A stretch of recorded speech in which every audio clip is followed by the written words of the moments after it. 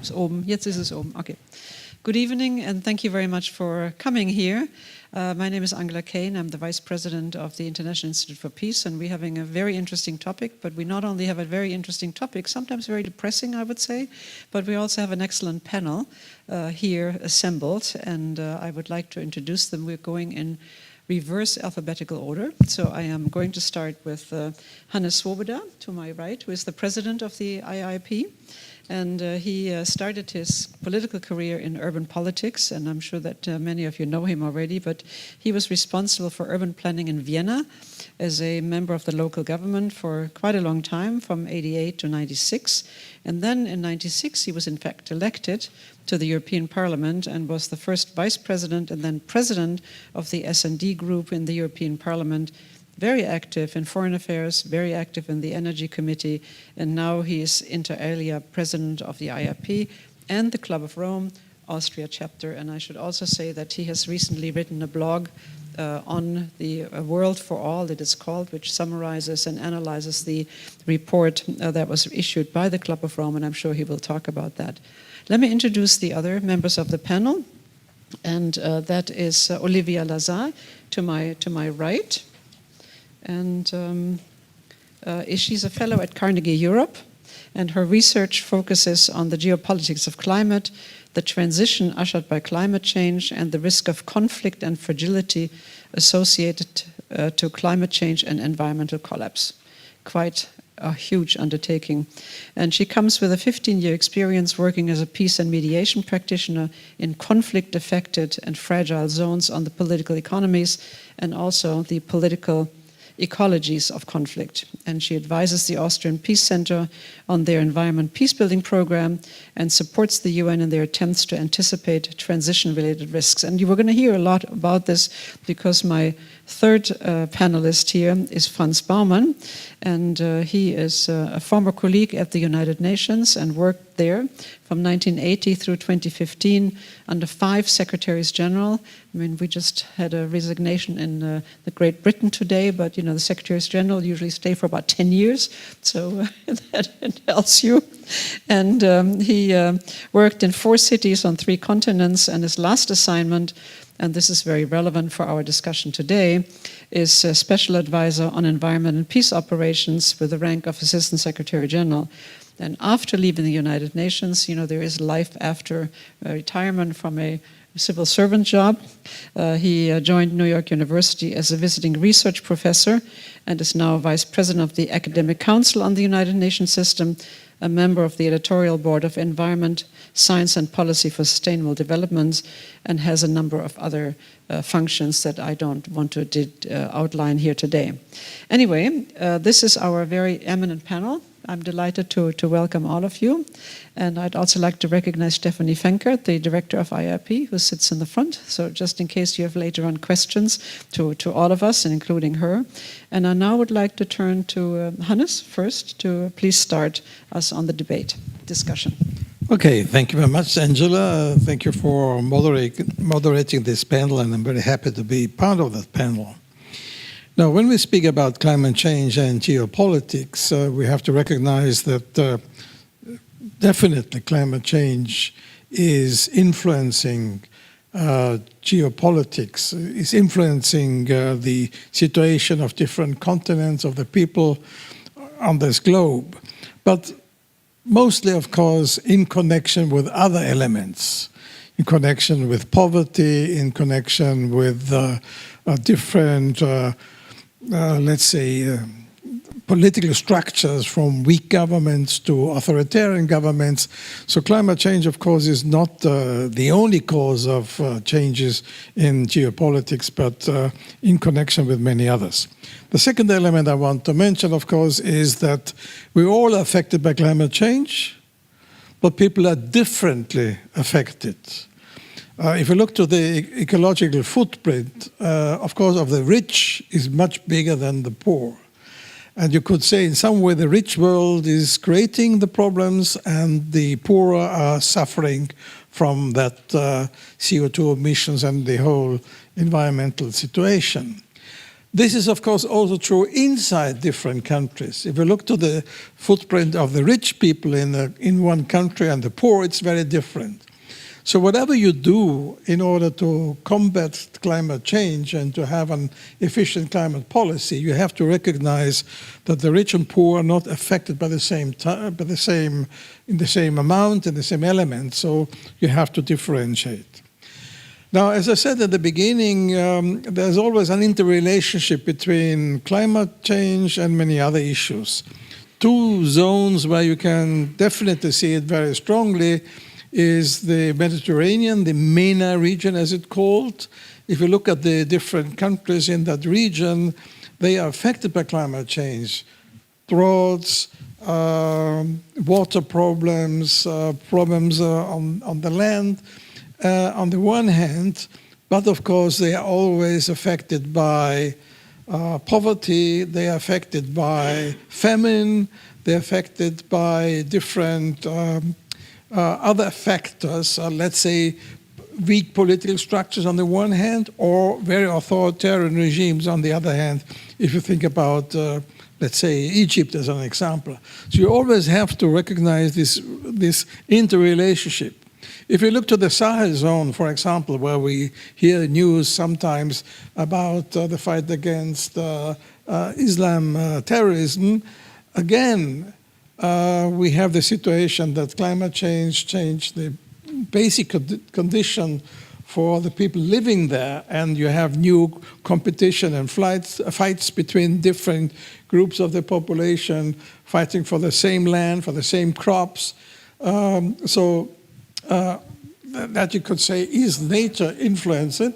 On the other hand, of course, you have at the same time weak political structures. So you have of course, structures which are used then by Islamistic forces. So always climate change is very much related with political elements. One of the major political interruption or factor nowadays, of course, is the Ukraine war. And you can say, what does Ukraine war to do with the climate change and climate policy? We will see it, I think, a bit later, more in details. But first of all, the Ukraine war interrupted the European path towards decarbonization, because all of a sudden we just want energy, whatever kind of energy we can get. If it's sustainable or not, we want energy. Because we want to have it warm, you could say, or we want to have energy enough to keep our industry in our continent. So this is one of the elements. Secondly, you know perfectly well about the hunger situation, about the high prices for food, but also for fertilizers, which again, especially in region where anyway you have already problems because of the climate change, you have an additional problem created by politics. And in some way, we had an interesting discussion with a Russian scientist yesterday. In some way, of course, you can say that the Ukraine war is also a fight or a war, a contest between two concepts.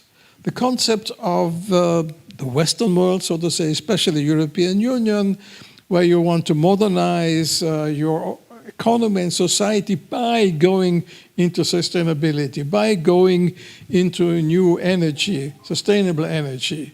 And on the other hand, you have the old concept, the old Russian Empire concept, promoted especially by President Putin, which is, I want to sell my energy, my hydrocarbons, my fossil energy, and I want to support the rent economy. That means, you know, the money comes from selling fossil fuels. I want to save that kind of system because that keeps also myself in power and the oligarchs which are dependent from myself. So the Ukraine war is indirectly also a war about climate policy. Of course, we can go more into details perhaps a bit later. So that means especially, of course, a lot of challenges for the European Union. The European Union, which started to have a really progressive path towards decarbonization. Now, one of the problems I just mentioned was the Ukraine war, which interrupted a bit that path. It made the transition, the energy transition towards sustainability even more urgent. But it gives a lot of problem for going quickly towards that system, you know, about the debate now. Of course, nuclear energy, you know, even that coal is revitalized in order to get some energy. So we see this is one of the points. The second point, of course, is that if we go towards sustainability, for example, the whole electrification, especially e-mobility, we need certain resources we don't find in Europe. Or we find it in Europe, but we have a lot of resistance against extracting it from the soil. Think about lithium, other rare earth metals, which we need for the batteries, for electric cars, or generally for storage of electricity. So this is another challenge we have in Europe. Which way should we go? Should we go into the other continents from Africa, think about Congo for cobalt, go for Chile and other areas to extract these minerals where we have other competitors already. China is on the way since many years. Russia has been active and will be active also. So we have a new international and global competitive situation there. And which makes it also very clear, which the European Union started, but only as a start, that we need more cooperation with countries of the other regions, not only, but also because we need this kind of cooperation to develop alternative energy, to develop batteries for storage of electricity. So the energy transition cannot be done alone in Europe without this kind of international relationship we have. But as I said before, China already has been here since long, and Russia is stepping up its position in that direction. A third element, which is a challenge of Europe, which is very much connected with climate change, is of course migration. Now we see migration is a big issue. We see that migration will be, already is, and will be even more promoted by climate change. If people cannot sustain their life in the areas they live because of floods, because of desertification, because of hunger, they will move. They will move as far as they can. They will move to neighboring countries, but if neighboring countries have the same problem, they will go farther away. And which is the continent where they can go? It's Europe. Now we see in Europe that we have a lack of workforce in many respects. You just go around the country and you will see wanted, we need workers. On the one hand, migration could be of benefit for us. But if you see to the social situation, if you see to the resistance and the manipulation from the right wing, but the resistance of many ordinary citizens, this is not something which is easily accepted. And we see even more right-wing governments coming into power. Look to Sweden, look now to Italy, where migration is also one of the issues. So and there are some who say the only way out for the situation, environmental situation, climate situation, is migration. Because whatever we will do, this is the argument, we will not be able to implement the targets of the Paris Conference of reduction of the rising temperature. Whatever we can do, it will not be possible. So there must be some migration, but this migration, on the other hand, will be a big resistance, meet a big resistance in the European Union. So I want to come to my end. Again, we have to look to the climate change as one of the elements who is creating new problems, new issues, new challenges in this global world. We have, of course, very much in connection with wars, with different concepts, how to govern in a democratic way and to form the energy and climate transition, or on the other way, to keep what one has. And if you look, for example, at the new alliance between Russia and Saudi Arabia, in keeping back oil and gas, the output, or reducing the output, not only because it's against the US and the West, but because they want to prolong the time where they can use and sell oil and gas. So there are these different concepts. And for the European Union, you have the challenges that the energy transition, which is necessary, is at least interrupted for some time, or is postponed, is prolonged, that we have the problem that we did not prepare enough for how we can do the energy transition, especially in the sense of electrification. A lot of research has to be done, and that the challenge of migration will come to us. And this at a time, and this is my last point, where cooperation in the world is less feasible, less visible. Look, for example, the competition between US and China. So we don't have a climate in the political sense where people stick together and say we have one big issue, and that is the climate change. We have to work together. But you have a world where you have wars, whether new wars, you have a world where you have the basic competition between US and China, the two big powers who would need to work together and help in Europe to have that kind of energy transformation and a real efficient climate policy. So that's for the start, and I'm open for any further discussion. Thank you. Thank you very much, Hannes. That was extremely interesting, and I'm glad that you opened the lens wider and sort of talked about not only environment threats, but also basically how they're interlinked with whether it's migration, whether it's the interrelationship, with other issue and what comes in. And I think that was extremely helpful to kind of just set the stage for this. Now, I know Olivia has done a lot of the transition, ecological transition, and I know you're going to talk about that, so we look forward to your presentation, Olivia. Thank you, Angela.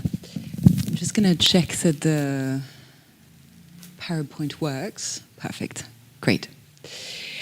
Thank you very much for setting the scene very nicely for me. I'd like to set a few basic facts before I start with the presentation. We're in 2022 and we're still over 80% dependent on fossils. We are also edging towards 1.2 degrees Celsius of global warming compared to pre-industrial levels. The latest IPCC reports from late 2021 and early 2022 tell us that we're accelerating massively in terms of the climate disruptions, much more than the last IPCC reports were telling us 7 years ago. And one of the concerning figures that the IPCC came up with is that with the current rate of warming and with the current release of greenhouse gases into the atmosphere, we may hit the ceiling of 1.5 degrees Celsius of global warming as soon as 2025. According to this figure and to this projection, their hope is that we may peak at 1.5 by 2025 and then manage to come down if we were on the best scenario trajectory, which we're not. Now, we've set up a climate negotiation regime under the Conference of the Parties, the next iteration of which will happen in a couple of weeks in Sharm el-Sheikh in Egypt, which essentially looks at how to mitigate greenhouse gas emissions. Mitigating greenhouse gas emissions is done broadly in two big poles of actions. There are nuances in that, but I'll focus on two broad poles of actions. One is decarbonization, the other one is regeneration. It's a nature-based agenda.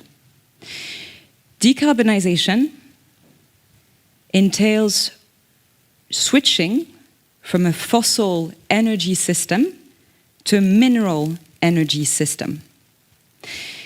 Switching to a mineral energy system and building a clean tech economy in the form of solar panels, wind farms, batteries, electrification as a majority share of global energy mixes requires us to rely on average on over 120 different critical minerals. We're talking about rare earths, we're talking about lithium, cobalt, tantalum, palladium, and other types of materials. The particularity of a mineral energy system is that in order to produce the same power density as a fossil system, we need not just a lot of different minerals, we need a whole lot of different minerals. Knowing that extracting for critical raw materials requires a lot of environmental impact. This picture shows you the scale of a mine and what it takes in order to extract enough copper and usable material out of the mine. On average, we need to extract 1 ton of soil in order to produce 10 grams of copper. In order to reach our targets of decarbonization and renewable energy systems, by 2035 we will need to open up at least 336 new mines, like this one, in different parts of the world. And let's be clear about this, because this is important. 336 new mines only for battery supply chains.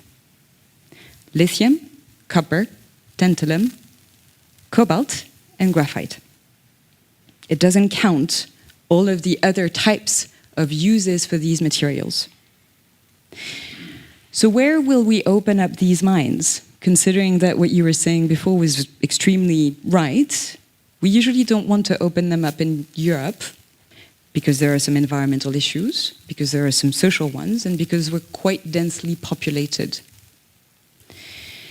If you look at the green dots on this map, they tell you about all the various types of materials that we need and where they're located in the world and their approximate deposit size. We're still discovering more. If you look at the concentration, they're in Latin America, they're in Africa, in the Indo-Pacific, in the Western Balkans, and in Central Asia. Some of them are in Australia, some of them are in Canada and the US, and a lot of them are in China. China, and I'll come to this later, has turned essentially this into a critical foundation of their geo-economic rise to power. But before I come to this, I want to bring your attention to the color of the maps behind the green dots, the red and brown shades.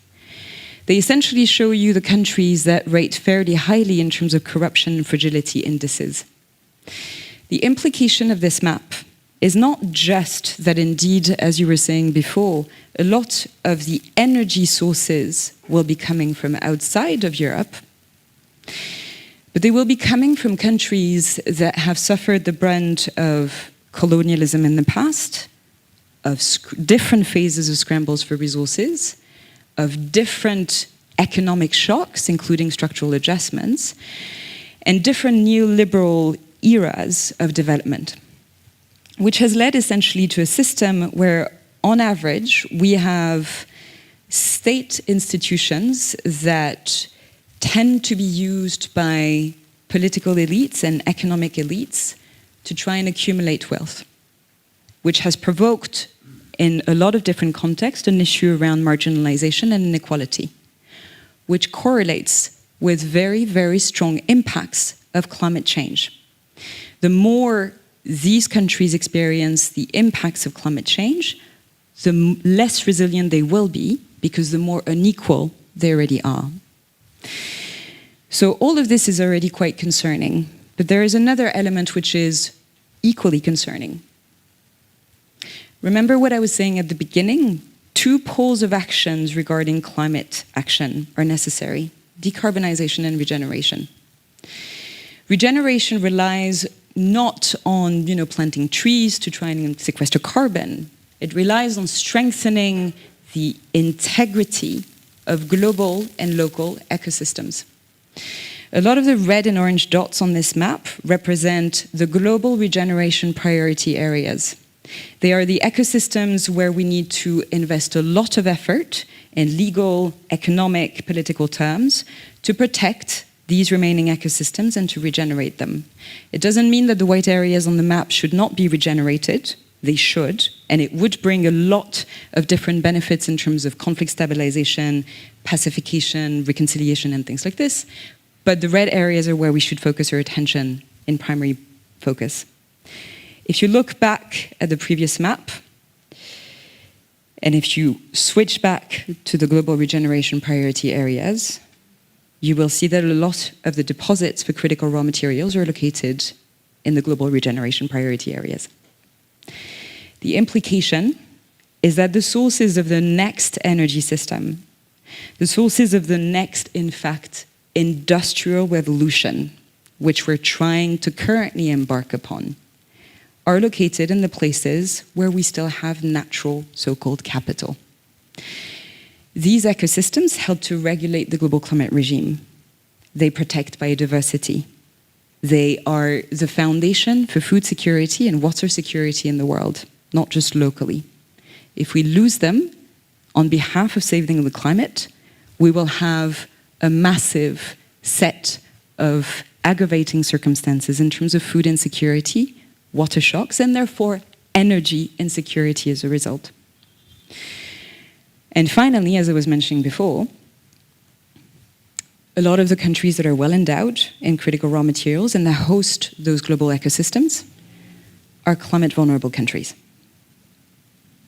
So this is the global picture in which we have to think about decarbonization action and regeneration action.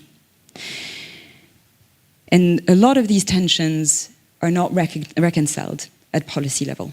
We have on the one hand people who are rushing ahead or trying to rush ahead with decarbonization who are not thinking about the implications in terms of what is going to happen potentially in terms of feeding into corruption practices or predatory elite practices in those countries, or what are going to be the impacts in terms of nature-based agendas. Now let's bring this back to a larger context of geopolitics, because we tend to assume that a lot of policymakers around the world do not care about climate change, and that it's not a factor that really plays into geopolitical behavior. This is not what I've identified in terms of my own research. This is a map of Ukraine, and this is a map of the deposits for rare earths in Ukraine. If you look closely at the map, you'll see that a lot of the deposits are located in the eastern part of the country that Russia wants to annex. Ukraine is one of the countries on the European continent which is the most well-endowed in various types of resources: lithium, rare earths, uranium, hydrocarbons. In July 2021, the European Union had struck a strategic partnership with Ukraine to try and diversify and develop supply chains for critical raw materials, so that we would bring Ukraine into the climate transitions of the European Union, and so that Ukraine would become part of the industrial strategy of the European Union to decarbonize, because the European Union is indeed serious about decarbonization. We have a climate law which demands, according to social contracts, that we reduce by at least 55% our greenhouse gas emissions by 2030, and which demands that by 2050 we become climate neutral. Ukraine is an instrumental piece within this path towards decarbonization. And this would be grave enough if we only looked at Ukraine, but let's try and see how Ukraine also compares to other countries. In 2018, I was in the Central African Republic, the year when I saw Wagner mercenaries arrive in the capital and then disperse throughout a country which is 80% controlled by armed groups, and where the national state does not extend, and where the European Union is barely present, even though it spends a lot of development money. After a few months, we identified where Wagner mercenaries had established camp. And if you look on the left-hand side, you will see a map of blue and gray dots. Blue dots represents gold and diamond. Gray dots represent non-gold and diamond materials, including rare earths, including cobalt, including copper. And on the right-hand side, you see where Wagner mercenaries are and where civilian casualties are high. This indicates something. It indicates that Russia, one, has actually understood quite a long time ago that climate change would create havoc in geopolitics and international relations. It's not that Putin didn't care. It's not that he didn't pay attention. He wanted us to believe that he didn't pay attention. But he was already very busy in trying to deploy different types of tactics and strategies to gain access to deposits of critical raw materials. This is important because it relates to a new type of reading regarding geopolitics, which is about systems rivalry, as was mentioned by my other panelists, my co-panelists before. We have entered an era of geopolitics where China, as a leading actor, but also Russia and others, are essentially questioning the way in which power is exercised at the international level. The means of power, if you look back into human history, have always been interlinked with energy. The more we start shifting energy basis, the more we're going to have to see and have to grapple with new types of threats, risks, strategies, and tactics related to how to establish new power systems. Russia is a country that essentially is using rogue power to gain access to different types of materials all around the world. They're not directly extracting those materials, they're sitting very gently on the deposits. Whereas another actor, China, is very active in gaining access to active mining sites around the world and prospective mining sites around the world. And not just that, they're extremely busy and very effective at processing all the various types of materials that we need in order to decarbonize. The European Union is over 90% dependent on China for the provision and processing of rare earths, which are all very necessary for the creation of windmills, for example, sorry, wind turbines, not windmills, and for electrification system, but also for armament systems. And we're also all globally dependent on China, on average over 60% for the processing of critical raw materials such as lithium, which are particularly instrumental for battery power. What these different pictures tell you is that we're now facing a world which has already changed, where decarbonization is effectively rolling out. And we're very late in Europe. Very, very late. Because China started the vertical integration of supply chains for critical raw materials over 20 years ago. And when I travel and when I do field missions in Africa, in Latin America, and in the Indo-Pacific, I notice one thing. There is not one single European company which is active in extraction sites. Even though Russia and China are very busy pointing fingers at Europeans or Americans and telling a story where Europeans are the global colonials and settlers and new imperialistic forces. The systems rivalry is playing out in terms of global narratives.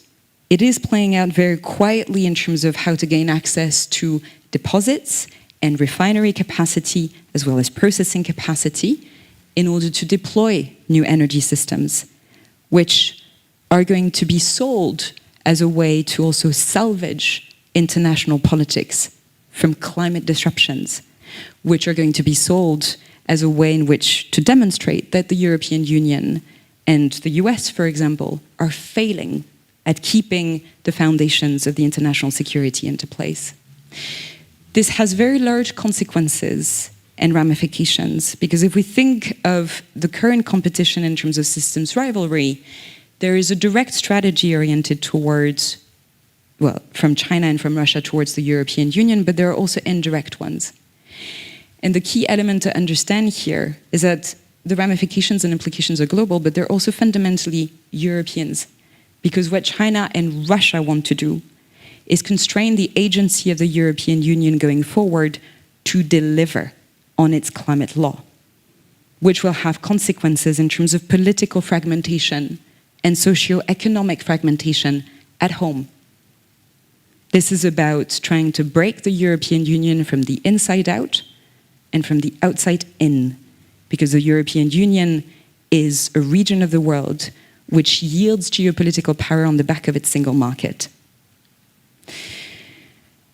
The implications going forward are essentially that in order to focus on the development of a clean tech industry, which has very much been the focus of the European Commission over the last 5 years, in order to try and make sure that we can innovate to compete from an economic perspective in the future, without plundering the planet on our wake, we actually need to have a foreign and defense strategy which looks at the reorganization of supply chains and which looks at international partnerships with countries that are now standing at the heart of a new scramble for resources, and which are now yelling with good reason at the European Union and at OECD countries with a climate justice agenda, with a climate finance agenda, and with a climate adaptation agenda. All of this is a backdrop to the way in which international negotiations are playing out at COPs, which are not addressing the fundamental issues, because we're still talking about fluffy pledges at COPs, whereas in fact, what we need now is an international diplomacy, including a European diplomacy oriented towards, one, the nuts and bolts of decarbonization. We are in the midst of an industrial revolution, but with different stakes.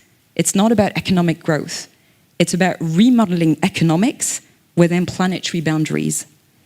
And if we can carry that message forward, especially when other actors such as China and Russia are not doing it, there is a chance for the European Union to evolve within its own peace project in a way that it makes partnerships, value proposition partnerships, with a lot of the countries that need justice on historical grounds, on climate grounds, and that need the European Union in order to look towards a future which is climate resilient and which delivers essentially on new forms of development within planetary boundaries. I'll stop there. Thank you very much, Olivia. And I must say that when most of us think about climate change, we always think about, as you said, we shouldn't, about planting trees and maybe solar panels, etc. So you've kind of put a mesh of a very different perspective, on this about the decarbonization and the regeneration. And of course, the rare earth, we all know that China, as you said, for many years already has not only cultivated Asia, but it's the Silk Road and everything else. And I think also the relationship, the friendship, best friends forever between China and Russia, which has already gone on for quite some time, also presents a threat. So I hope you're not all terribly depressed right now. But on the other hand, let's say that what Olivia has also done is she's given us a way out, and she's basically kind of raised a warning flag and said, you, European Union, you must really think about what you're doing in this world and how you're going to do this. And when you read the press or the social media or whatever, you don't really read very much about this issue, about the rare earths. And I think another issue that comes into it is not only, and I liked very much the visual materials that you presented, but it's also what is on the floor of the sea, whether it's the Arctic or whether it's the oceans, etc. So we can go on a little bit longer for this, but on the other hand, I think that what you've given us is a terrific insight into this. Now we come to FRANZ BAUMANN. And Franz, I know that you also have a different take on this, so you're going to get a third perspective. And I think that this all complements itself wonderfully. So over to you, please. Okay, Angela, wait until I'm finished talking about being depressed. No, it's very interesting to be the third speaker because, first of all, this is the good news. A few years ago, we would not have had a discussion like we're having right now of this sophistication with these kinds of details. Because 5 years ago, we were still debating if climate change is anthropogenic. And so there were all kinds of discussions that the climate has always changed and so on. And that has been put behind us. So we no longer argue about the fact that the climate is changing because of fossil fuels emissions. And we're talking now maybe about climate delayalism, not climate denialism. Delayalism, saying companies saying, yes, but. So they're no longer denying that the climate is changing, but they are saying, yes, we will do something, but maybe not quite as fast as you, Olivia, think we should, or as fast as we actually, as the science would also recommend us to do.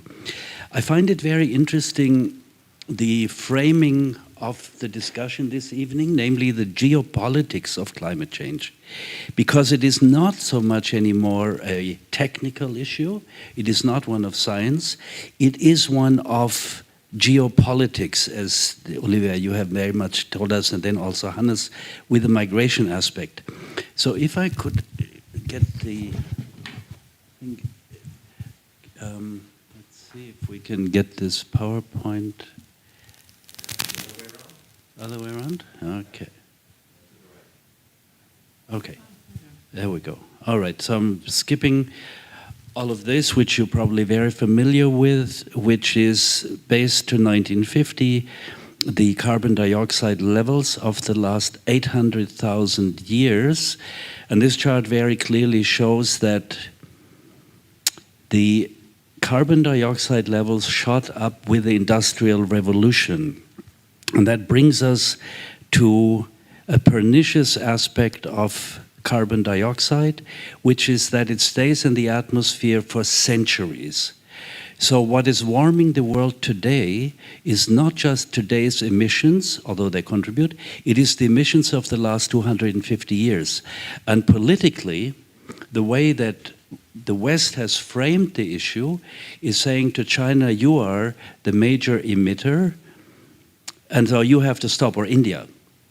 The fact is that the developed countries of the world, which is essentially the EU, which is the United States, which is Japan and Australia, we together are responsible for 77% of the carbon dioxide that is in the atmosphere, and developing countries, Africa, Asia, Latin America, for the remaining 23%.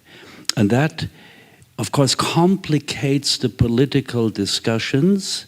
In the UN language, by the way, we still talk about developing and developed countries. So the Framework Convention on Climate Change still uses these terms, and it has a concept called common but differentiated responsibilities. It is saying it is one world, but differentiated means that the rich countries have to pay more and have to do more to mitigate.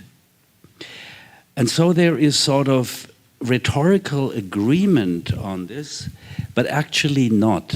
And the reason is, if you look at the next chart, it's a bit complicated, but the idea, what you see there is gross domestic product globally, which in the world is about $12,000.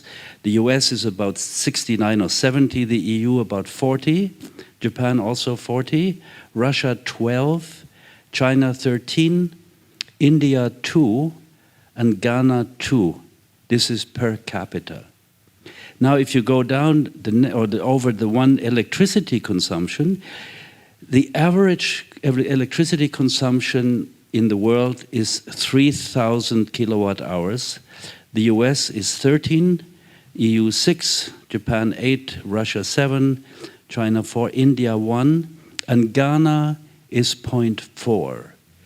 That is what we talk about in terms of energy poverty. Now, when it comes to carbon dioxide emissions, what causes global warming, per capita in the world output is about 5 tons per year. We want to achieve 2 tons per year by the year 2030. So currently the US is 14, or Canada is 16, the EU is 7, Japan is 8, Russia is 11, China is 7, India is 2, and Ghana is 0.5. So what this means is that Ghana is a tenth of the world average, or 12 Ghanaians generate as much carbon dioxide as one European. In terms of climate justice, Ghana needs to grow, Ghana needs to spend energy, Ghana needs to invest in energy. In all of Africa, 700 million people have no access to electricity. So this discrepancy, we in the West, we are addicted to cheap fossil fuels. Our standard of living was essentially based on digging up what the sun has deposited underground for hundreds of millions of years, and we've been burning it for the last 200 years. I ask my students always to tell me how much a kilowatt hour of electricity in their market costs. So probably now you know that in Vienna a kilowatt hour is about 30 cents, 35 maybe. Do you know what a kilowatt hour means in terms of what it produces? You probably don't know it. A kilowatt hour is if you take a teenager weighing 80 pounds, 40 kilos, and you carry this teenager on your back to the top of Mount Everest, you are using 1 kilowatt hour. Is that worth 35 cents? No. So our wealth, our standard of living is based on exploiting the raw materials of the world by not paying the real cost. The real costs are borne by people in other countries, and especially by future generations. Hannes, you mentioned very much the issue of inequality. Let me see, this is where I want to go. Oh, this chart is very stunning because it shows you that for the last 10,000 or so years, it took until the time of Napoleon to get 1 to 1 billion people. It took only another 100 years for the 2nd billion until 1920 after World War I. Then it took 40 years for the 3rd billion. And then it took 14 years for the 4th billion in 1974. And then it took 13 years for the 5th billion, 12 years to the 6th billion, 8 years to the 7th billion. And now the 8th billion will be on the 15th of November. This particular growth has also added to the burdens of common but differentiated responsibilities because, frankly, we in the West, and Olivia, you made your point about all the raw materials that we need to decarbonize, we essentially, our political discourse is that we maintain our standard of living, we switch energy sources. But we're essentially not going to do anything different. We're just not burning fossil fuels. We're using the sun and therefore the raw earths and so on. And the challenge for that is, again, if you look at this, the primary energy consumption, Olivia, you made that point too, it was essentially the bottom one is traditional biomass, this is burning wood and so on. And so in the mid-19th century only, coal started to take up with the Industrial Revolution. It was the predominant source of energy until World War II. It was replaced by oil because you can't fly an airplane with coal, and you can't also run the our mobility, our cities with coal. You need oil, and that was later replaced by gas. The renewable energy is in the vicinity globally, I would think about 15%, maybe it's 18 or so, but it's under 20%. It has undertaken a huge revolution in the last 30 years. The prices have collapsed. Wind and solar are now the cheapest sources of energy in the world by far. And the growth is extraordinary, but from a very, very, very narrow base. And what has happened when you travel around Europe, Germany in particular, you see solar panels on every barn, and it's true, and windmills on every hill, and it's very true. What that has done is only taken up the economic growth of the last 30 years. Our fossil fuel consumption is the same as it was in 1990. And you saw today the Standard had a nice graph on the economics Wirtschaftsseite. Austria is exactly the same. So our fossil fuel consumption, and because fossil fuels are extremely cheap, and so we talk about it and we will decarbonize, but we will not decarbonize fast enough to stop, to limit global heating to 1.5 degrees or even to 2 degrees. It doesn't mean we should stop doing it. Of course we have to do it, but we cannot be blind to the real challenge, which is actually to make energy much more expensive so it is used more responsibly. So all these talks about caps on gas prices, on gas, it's ridiculous. Gas is so cheap, and that's why we're wasting it. If the real value would be paid by us and not by future generations, a kilowatt hour would not be 35 cents, but €3.50, and gasoline would be €10. And then one could give people more money, cash in hand, so they decide if they want to fly to Mallorca, if they want to eat differently, if they want to have a car, not have a car. But by distorting the price, capping the price of energy, means we continue to waste it. Now, if you look at global inequality, and this is, I'm so grateful, Hannes, that you mentioned it, because you see on the left side, carbon dioxides per capita in tons. I told you earlier the world average is 5 tons. We have to reach 2 by 2030. So the average of the world right now is about 5 to 6. That's the left little black thing. The bottom 50% of the world's population are currently emitting 1.4.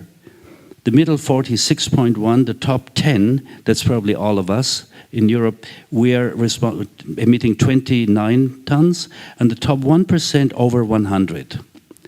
So this is the inequality that we are talking about, and it's not necessarily by country, because the rich people in Bogota or in Berlin or in Vienna essentially have the same lifestyle, 2 cars and air conditioning, whatever.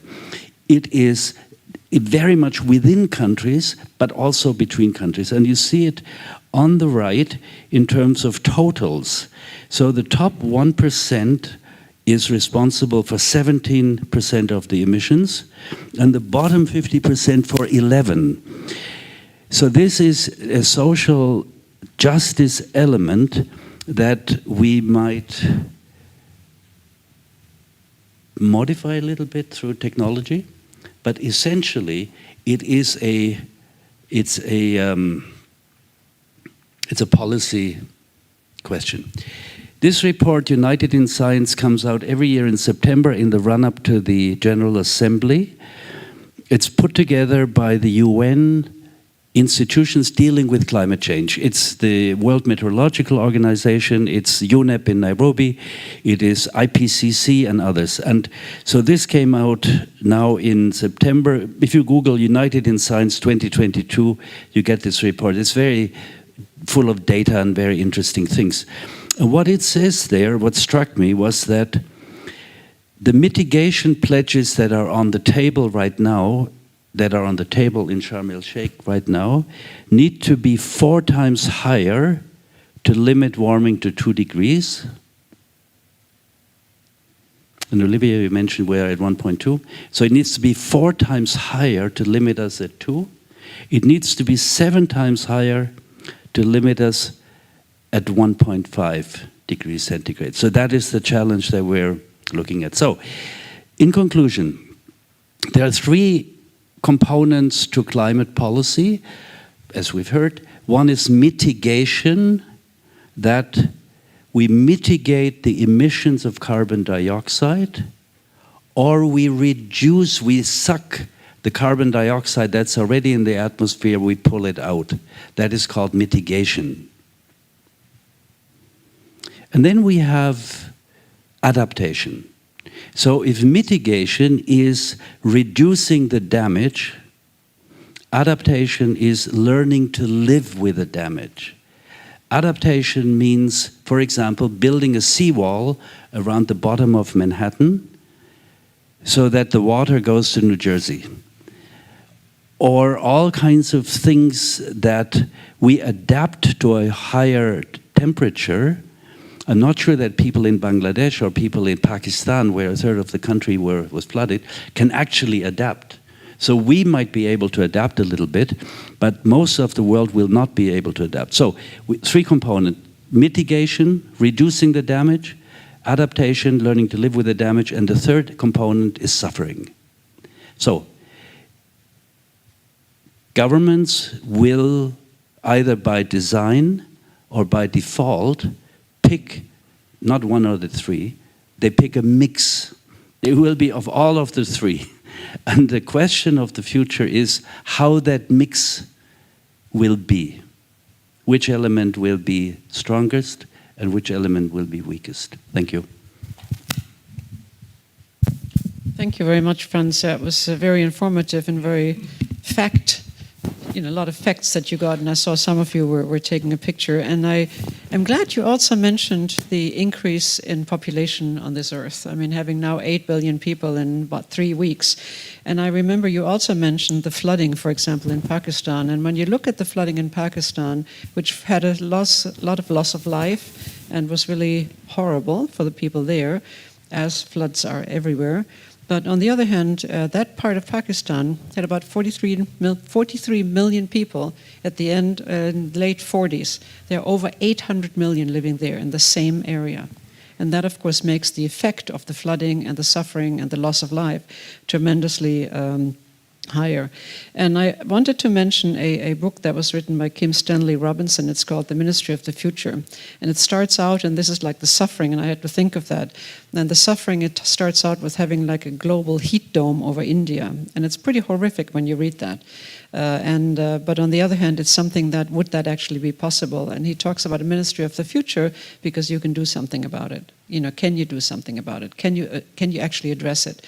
And the last statistic I wanted to give you, not a statistic, but something that I picked up at a meeting that I was at, and that talked about the solar panels. And it basically said if Austria wanted to supply much more energy from solar panels, then it would basically have to have solar panels everywhere over Austria. There's just not enough land there to actually generate that much electricity, from the solar panels.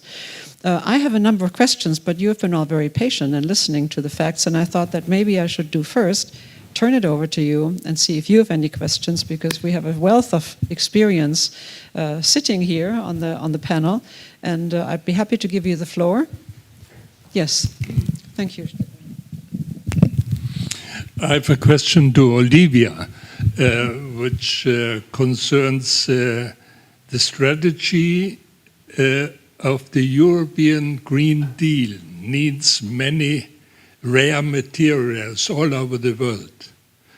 And in my view, the European strategy to invest in other continents, in South America or in Africa, is lacking compared to the strategy of China and also other countries. So to have a success with the European Green Deal, it is important to invest in those areas. You're correct. Let me expand a bit more. When President von der Leyen took office in the Commission, she addressed the Parliament with what I remember as being the man on the moon speech. I don't know if you watched it, but it was quite spectacular. She was saying the European Green Deal is going to be the European man on the moon moment. As far as I'm concerned, in order to send rockets or people on the moon, you need actual machinery. And interestingly, the European Green Deal was conceived of by Europeans for Europeans. And this has a very simple explanation. The European Commission is mostly in charge of regional politics. And it is something which is concerned with Europe first, because we are constituents of national member states that then appoint commissioners. So the European Green Deal is a set of 13 different policy packages looking at energy, looking at mobility, looking at construction, looking at agriculture. And it's about how to make sure that we go on the path towards a climate-related transformation within Europe through different sectors, trying to create public and private partnerships. Interestingly, the European Green Deal, as it was conceived of in the first 2 years, never had an international strategy. It had elements of international mechanisms, such as, for example, what we call the carbon border adjustment mechanism, which is essentially saying, well, since we import a lot of goods from around the world, we're going to increase a carbon tariff of some kind to try and make sure that countries that we import from also transition because it's in their economic interest. But it's difficult to tell the rest of the world, exactly as Franz and Hannes were demonstrating, that Europe, can only say we emit 7 to 9% of greenhouse gas emissions on an annual basis because we actually do import a lot of goods from around the world. And our single market has been built essentially on the externalization and outsourcing of energy and therefore of social and environmental damage elsewhere. So if we start telling other countries, it's not good, you should not produce with carbon, and you should transition, without actually looking into the energy gaps that you were mentioning, for example, in Africa, the fact that there is energy poverty in a lot of places around the world, and that those countries are trying to move towards the sort of socio-economic ladder and geopolitical ladder by investing into fossil energy. And at the same time, we're saying, no, you need to leapfrog into the age of renewables, when we ourselves have not developed any type of industrial ecosystem in the last 20 to 30 years. So what I'm trying to point out, exactly as you're saying, is just either we are living in a bubble, and I believe that we are, and it creates a number of blind spots, and we have blinkers in terms of how we engage with the rest of the world, or we're just fully hypocritical, and this is what countries in Africa particularly are saying. And it creates an incredibly toxic environment for COPs, for example, during negotiation time. And this is a toxicity in our language and in our approach, which is so incredibly easy to instrumentalize for countries like China and Russia. What I'm trying to point out here is that Europe, and particularly Europeans, need to wake up at policy level, because indeed I'm still not seeing a fully fleshed out international strategy. The Repower EU directive, which came out this year as a result of the war in Ukraine by the Commission, which essentially is directed towards how to reorganize fossil dependency on the short term away from Russia, and how to accelerate towards the decarbonization transition, for the very first time, has issued an international strategy. And the international strategy is saying we need a solar ecosystem, we need a wind ecosystem. But again, there is a flaw in there. It is focused on the middle part of supply chains. It is focused on the clean tech and innovation. So it's focused on it's focused on digital and clean tech developers in Europe without looking at all of the upstream part of the supply chain, starting at base camp, which is extraction. And when I was in Madagascar this summer, I could talk for ages about Madagascar, which is a country which has 81% of absolute poverty, which is characterized by an immense energy gap and energy poverty problem, which is also incredibly rich in so many different materials. And I'm seeing a lot of Chinese and Russian companies which are essentially trying to gain access to deposits by funding some specific people within the government, essentially propelling authoritarianism to the fore on the way to their energy transition, and utilizing fragility, corruption, predation as a business model within this transition. And that's the part which, as a person having worked in fragility in conflict zones for a long time, it concerns me a lot. Because at a moment when we're saying, oh, decarbonization is going to be so great, it's going to create peace, because we're going to have decentralized, energy systems, and we're going to close down the gaps in terms of global inequality. I'm sorry, but on what planet are we living? When we look at the data, this is not what is happening. It doesn't mean that the data is such a constraining factor that it leads us towards fatalism. But it does mean that we need to wake up in Europe and that we need to adopt a very vastly different outlook on what an energy transition actually requires in terms of partnerships, in terms of concessions, in terms of, as you were pointing out, rethinking our use of energy. Because at the end of the day, the fundamental problem of climate change is not purely a carbon dioxide problem. The carbon dioxide problem is a symptom of a larger way in which we inhabit the earth, how we consume materials and resources, and that needs to change.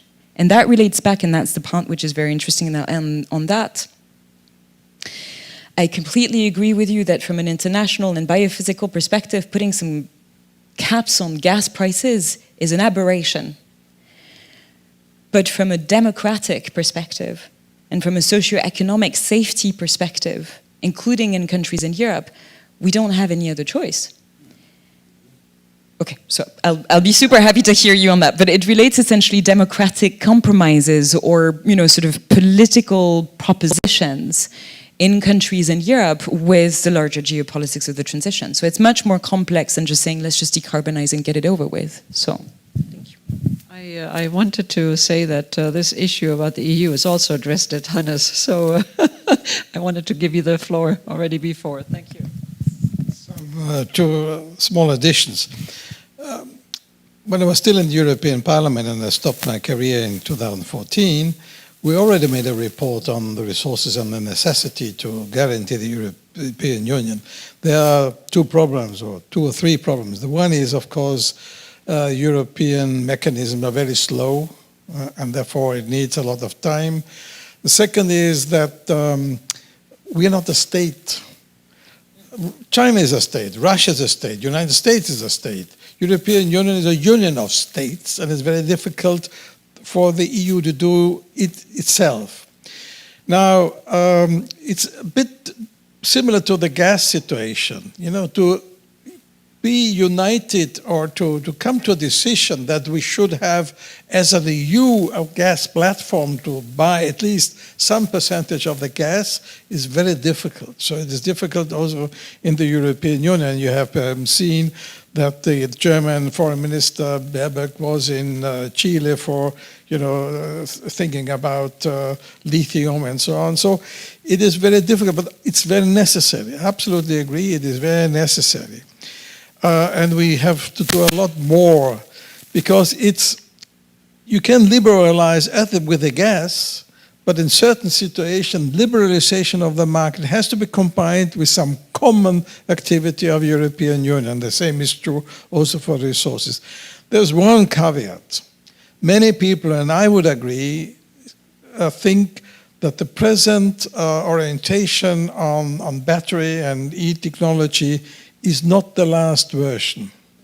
And there's a lot of work, well, there's not a lot of work, not enough scientific work on different kind of batteries.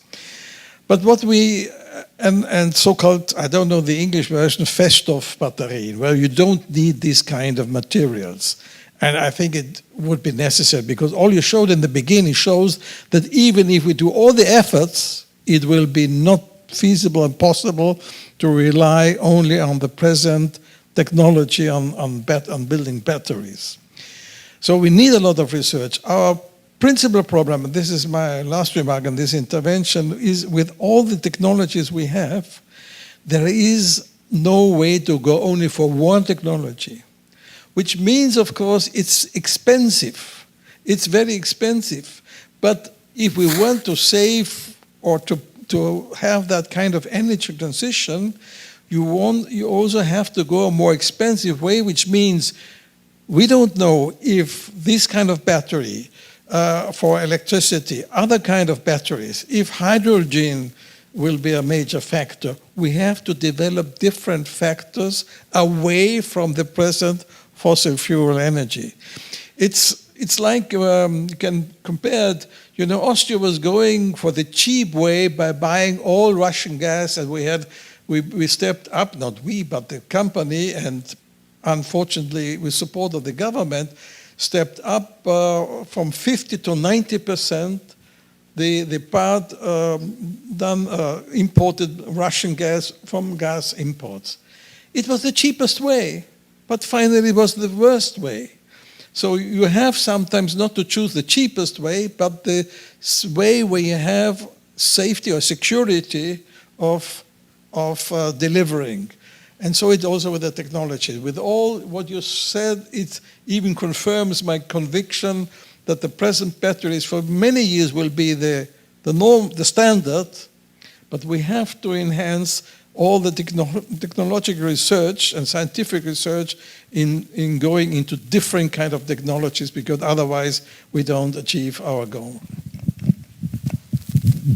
Thank you very much, Hannes. Very informative, very lively discussion, I must say. And I know we have more questions from the audience. Maybe the gentleman on the left. Who has the microphone? Oh. Yes, thank you. Thank you for the impressive presentations, but I think there are much more aspects of climate change besides decarbonization and the technical aspect. To say it very provocative, a car is still a car, even it's a Tesla, so it's still a problem for city planning, for example. And because there is a sign of the Club of Rome over there, and in the invitation it was mentioned the last report, Earth for All, there are 5 fields of action mentioned in the book. And if we remember on the slides that 1% of the people are responsible for a lot of CO2 emission, we have to speak not only on one field that is mentioned in the report, that is energy change, but on, I think, also on the other 3 ones, very important, that is fighting inequality, fighting poverty and empowerment of women. And if I see all the colors over here, it's these are also 3 fields or 3 objectives within the SDGs of the United Nations. And if we talk about these fields, we have also to talk about democracy. And when we hear about the competition between China, Russia and the European Union, and democracy already is endangered in Europe as well. So I think we have to focus more, or even at the same impetus as on energy change, as on these 3 fields. Thank you. Thank you very much. Now we're running out of time. I will allow one more question. Yes, the lady in the front in the red jumper. And then we will wrap up. Thank you. I would like to ask you if, how the assembly, which recently took place, UN assembly in New York, how radical solutions were discussed there. I mean, there are so many good solutions, and it's always the financial system who...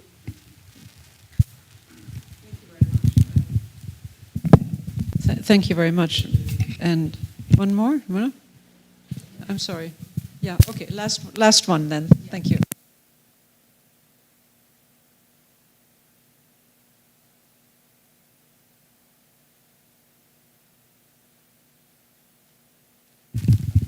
Thank you. I also think we're falling short a bit on solutions because we're only talking about making things better in small dimensions. I think we need much more disruption in our thinking. I mean, I really loved your presentation, and I would like to have your slides if it's possible. I think as you mentioned also, it's not making better cars, it's about changing the whole lifestyle, the whole energy system, the whole economic system, the whole industrial system. I think we need to go much further and more radical in our thinking about the future. And you mentioned the SDGs. I'm a big fan of the SDG program as well, and I think there is still a lot of work to do in this respect. Maybe we could, think more disruptive. I would like to have your ideas as well. Thank you. Thank you very much. Very interesting questions. Thank you for raising those. And I wanted to give the floor first to Franz. You can talk about the UN and the General Assembly, maybe the Security Council, whatever came up. Thank you. Thank you for the question. Let me just show you. This is the first UN General Assembly resolution on the climate, 1988, 6th of December. I was there. This was 2 days after Gorbachev came to visit. We are still talking about the future of mankind. Notice, not humankind. This is when the problem was recognized and when radical action was demanded. This is 34 years ago. And 3 weeks later, Time Magazine, Planet of the Year. We're talking 1988. So, what has happened is that we have wasted 30 years.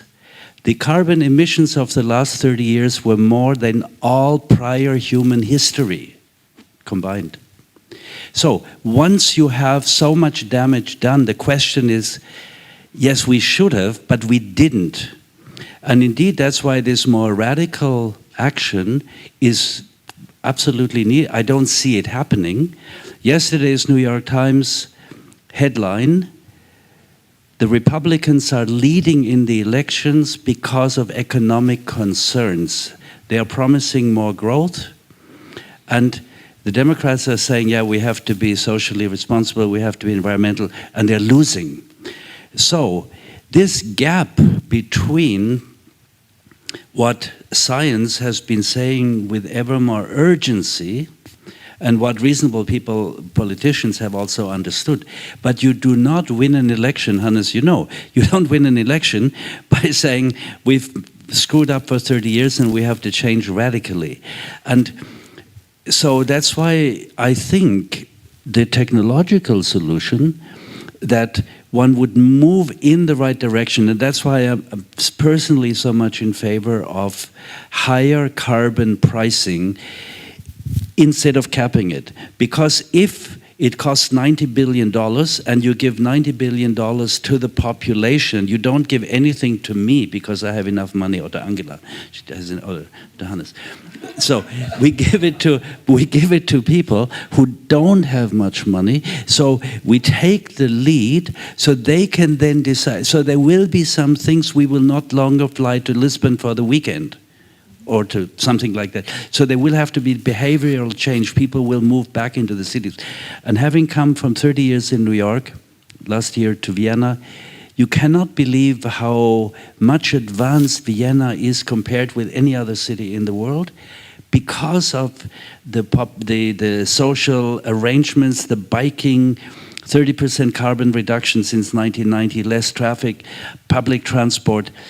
If the whole world were operating like Vienna, we would be in much, much, much, much better shape. Also in terms of taxation, in terms of not these extremes. Now, how to get there, I really don't know.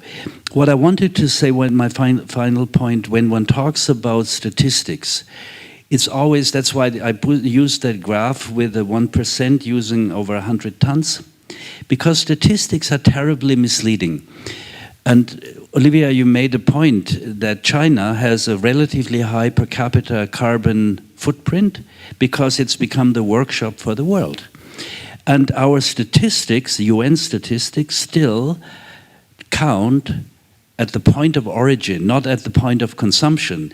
If the goods were counted where we consume them, ours would be much higher and China's would be much lower. Sorry?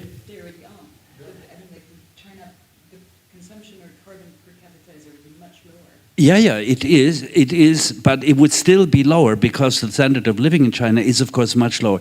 So a lot of finesse, a lot of understanding of the issues will not give us the radical solution, but it will push politics incrementally, hopefully, before the climate tips in the right direction.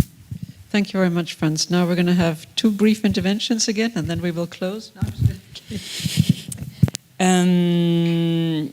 Very quickly, on the car thing, or generally, I think your point hints towards this notion of resource use that I was mentioning. I completely agree. I really don't believe, as Franz was mentioning, that it's about saying, oh, let's just shift energy systems, we're all going to be fine. No, very far from it. And that's not at all what I was advocating. The presentation was essentially just showing all the incoherences of our discourse here in Europe, which leads me to talk about these sort of creative disruptions. I agree. But I want to as quickly as possible, just talk about the pressures that policymakers have to face at the moment. We have entered essentially an arena of global geopolitics where there are biophysical risks at play, which are already playing out in terms of climate disruptions, and there are geopolitics at play, which are putting a lot of pressure on democratic systems. And they have been doing so for long. Some of the populism issues or fascism issues that we're seeing in Europe at the moment are both the result of long-term trends having to do with the way in which we've done political economic choices in different parts of Europe. But they are also the result of very intentional targeting in terms of disinformation, in terms of supporting far-right parties in Europe, which are playing on populism and which are using polarization as a way to essentially place Europe in a very strange positioning in the world. So in the midst of that, and this is only looking at the European aspect, in the midst of that, we need to sell an energy transition by saying everything's going to be fine. Because it serves a socio-economic and democratic purpose, even though technically it's not a lie per se, but it kind of is. And one of the reasons, one of the things that we keep on, insisting upon at the moment is the cheap aspect of renewables. But renewables are cheap because they're produced in China. And if we want to be geopolitically consequent, in terms of not falling prey even more in sort of essentially giving our future to authoritarianism, we would normally need to actually reconfigure supply chain systems, industrial systems, processing systems away from China. That takes time that we don't have against the climate clock. It takes a lot of difficult political and economic choices. It takes selling also certain things to European constituencies which are not very ready to say, let's open up mines, for example, in Cáceres, in Spain, or in Austria, or in France. There is a lot of NIMBY, not in my backyard type of, sort of vibe going on. And it would actually also mean that the price of renewables would skyrocket because our labor standards are higher, legitimately so. So all of these different choices need to be weighed in the balance. And this is also, I'll finish on that, there is a part which we need to take into account. Going disruptive is very necessary according to a biophysical target. And we need to go there as soon as possible. But going disruptive and remodeling economic balances and doing degrowth, for example, for certain sectors would have political and economic costs at home. But it would also have geopolitical costs because we've essentially created a geopolitical system whereby economic growth is a way to buffer geopolitical influences. So technically, we kind of need economic growth to counter China, but we also need it in order to step away from China from an industrial perspective. But technically, we also need China in order to decarbonize fast. And so this is the result, essentially, of 30 years lost on the climate clock. Today, what we need, and I'm a French national, we just went through a presidential election back in May. When I listened to the debates, they were abysmal. The Greens were saying, let's decarbonize, but never talking about the international strategy. Then the far right was saying, no, let's not decarbonize because we have a problem with wind turbines in our backyards, never talking about the links with Russia or with China. All of these different things require a better, more nuanced, democratic debate at home, talking about the costs of the transition, talking about the opportunities, and talking about, over time, disruptive solutions such as bioregional, sort of development, which would require also thinking very differently about globalization. We're not quite ready for that conversation. The time will come, because the time always comes, whether or not we like it. But for now, it's just, we need more research, we need more conversations such as this one, which are more honest, more authentic, and which do not sort of, remain in la la land, essentially, and look at things in a very pragmatic way, including being empathetic towards, our political system at the moment. Thank you very much, Olivia. Now, I mean, you were here, and she was talking about the paucity of the political dialogue, and you're now better informed, maybe, than you were before, and can ask the pesky questions of the politicians when the next debate comes. But Hannes, you have the last word roundup. In fact, Angela told me before that you will ask me about the 5 steps of the Great Leap Forward. So she didn't do it because she wanted to give you the word, which was correct. Now, yes, the question of equality and of fight against poverty is one of the main elements, the 2 leaps. And here I come back to the discussion. Yes, France is absolutely right. The best way would be to raise the prices, and then give compensation. We know from fact that many citizens don't like that. We know, for example, from fact that in the Brexit vote for Brexit was very much in areas where there was a lot of money coming from the EU, but people said, I don't want money, I want to have a job. And so very many people say, I don't want money, I want to have lower prices. Now, to balance that is difficult. Maybe we do too much now, because if you go back into the year 73, when the oil price was rising also, we did not so much compensation. We just said, this is an external factors we have to swallow and have to adapt in a way. So I agree with a bit too much on compensation, but the fact is that especially the right wing would use this, and we have to balance a bit between the 2 approaches, which I can see. Then you said about the next point would be the empowerment of women. That's very correct, very important, but also see now that there's a backlash even. Look to Sweden, to the debate, and many other countries. Nevertheless, especially in countries where women are in agriculture and are the active part of the society, is very much important. You did not mention, but just forgot, is the question of agriculture and food systems. We know how important it is, but also the debate in Germany, the Greens want to prescribe you have to be a vegan. But I think here the way is, especially with the young people, is going in that direction. And the last point has been energy. Well, we did put the energy in the focus here, I think, is because of the actual debate, and because it shows the real big global issue we have to deal with. Of course, also on poverty and inequality, I think, and therefore I started with this issue, the European Union, if it wants to be successful in relationship and partnership with our countries, especially with Africa, it has to deal with the question of poverty and inequality.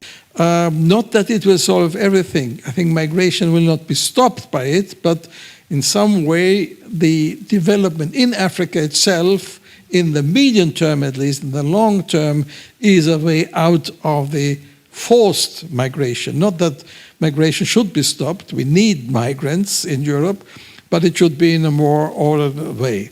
Now, finally, my personal conclusion, and I think very much for my colleagues here, is we have to do our job in Austria, or we can start in Vienna. We have to do our job in Vienna, in Austria, in Europe. But whatever we do, we have to recognize that the global situation, if we disregard the global situation, we will be not successful. Let's be honest. That does not mean we shouldn't do it, but we should at the same time see how the global situation is and how we can influence it. And there are 2 models or let's say I see a diversion away from a model of cooperation. We will have Sharm el-Sheikh conference. But at the same time, we have forces which are overshadowing what it will be decided perhaps at the COP in Sharm el-Sheikh. One example, in Glasgow, we had one real concrete cooperation element of the Western or the industrial world supporting South Africa in its transition from coal. There was one project. There were a lot of money were promised. Nearly nothing has been done since Glasgow in spending the money from the industrial countries to help the lesser developed countries to do something. In Sharm el-Sheikh, will it be better?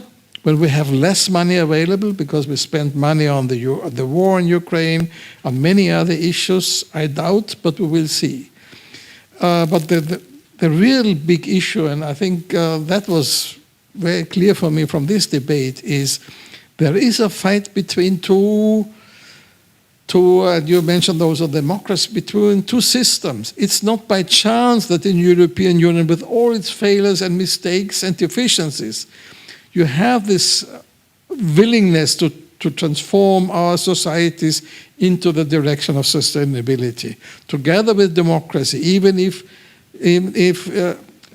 in some countries democracy is deficient. But not by chance in Hungary there are big problems, because Hungary has a different approach, quite close to Mr. Putin. Even sometimes in Poland, who is very strongly against Putin's foreign policy and domestic policy, there are some small similarities. But the real issue is between a democratic system which is ready to develop and go into sustainability, go into energy transition now, not later, and countries who don't want it now at least, like from Saudi Arabia to Russia, because they still want to sell their oil and gas, or a country like China who wants to combine a dictatorship with a transition. But for me it was very convincing when Olivia said the other two systems don't want Europe to be successful in delivering democratically, in delivering socially, but also in delivering climate policies and in the fight against climate change. And therefore I think it is very necessary to give Europe this kind of possibility, for example, on the resource element, on the research element. I'm very crazy when a country like Austria was fighting against more common research in the European Union, because research is the basis for efficient and effective transition of our energy system and so on. So for me, if I can switch a bit to as president, but here we have the vice president moderating us. Thank you very much for coming, and I think it was our idea, we discussed it yesterday, to have this issue discussed again. And I want to thank the partners here, and especially you, Angela, for moderating this discussion, for you for coming. Okay, that's been said. And I just wanted to add, I think we have a glass of wine outside. If you would like to stay with us for a little bit, then you're most welcome. Thank you for coming.